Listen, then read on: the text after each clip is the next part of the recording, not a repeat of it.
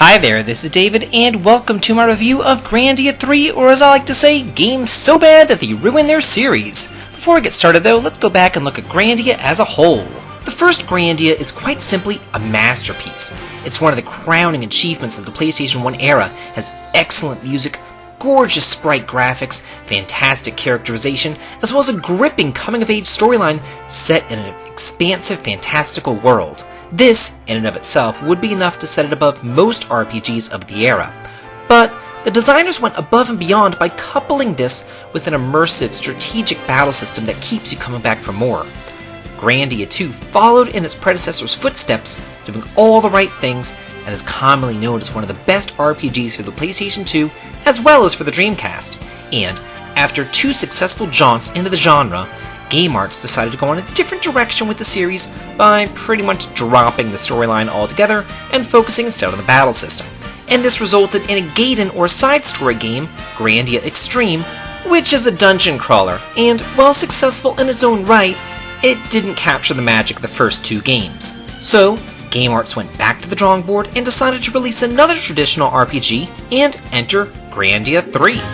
The game was expected to harken back to what made the first two games such a success, and continue what the series is best known for, a grand setting with excellent level design, character growth, and an amazing battle system. But how they managed to fail at everything they set out to accomplish is one of life's greatest mysteries. Grandia 3 is a miserable experience from beginning to end, however, not all of it's a smelly, horrific dump. The first 10 hours or so are a slightly more polished turd. So, let's start at the beginning.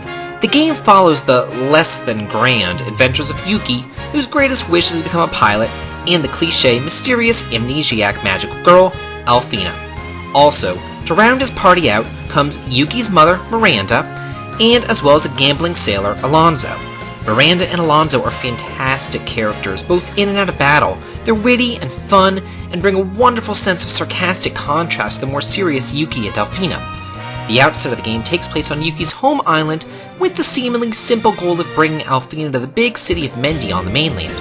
However, once you make it to Mendi, you might as well turn off your PlayStation 2 because the game begins to fall apart right in front of your eyes.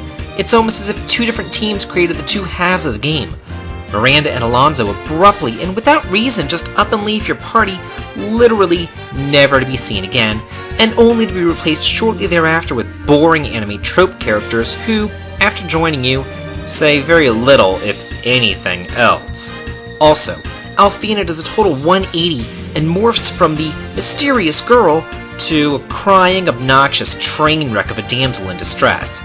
And to make matters worse, the plot loses all concepts of discovery, exploration, and flight, and pretty much becomes a collect the crystals to save the world plot instead. Didn't we move past that in the SNES era? Also, the main villain is, of course, Alfina's brother, who hates humanity and wants to destroy the world for no reason. The plot leaves many questions unanswered, and in the interest of spoilers for those who would actually want to play this abomination, I'm not going to discuss those here. However, I will say that pretty much everything they set up in the first half of the game gets dropped completely and left totally unanswered in the second half. There's also no side quests to speak of, and no meaningful backtracking allowed. It's almost as if the developers purposely left questions unanswered in the plot so that they could be answered in the side quests, but then they ran out of money or time and just didn't include them. But all that might be excusable if the battle system is fun though, right? Wrong.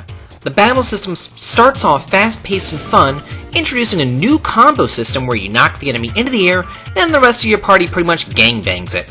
This continues up until right about the same time that the plot falls apart, and almost immediately afterwards, the trash mobs start becoming much faster and begin to cast all targeting spells and special moves with long, unskippable animations.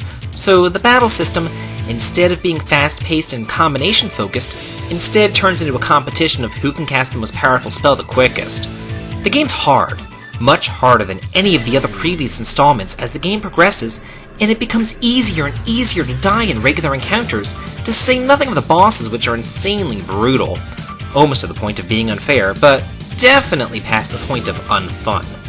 Especially when the second disc is pretty much a long, slow crawl through one boring, elementally themed dungeon after the next, all to get to the next MacGuffin until you finally reach the end.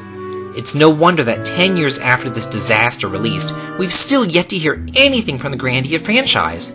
It just seems dead in the water. And if they can't recreate the magic of the first two games, maybe that's actually where it deserves to stay. You will be rewarded for all of your suffering.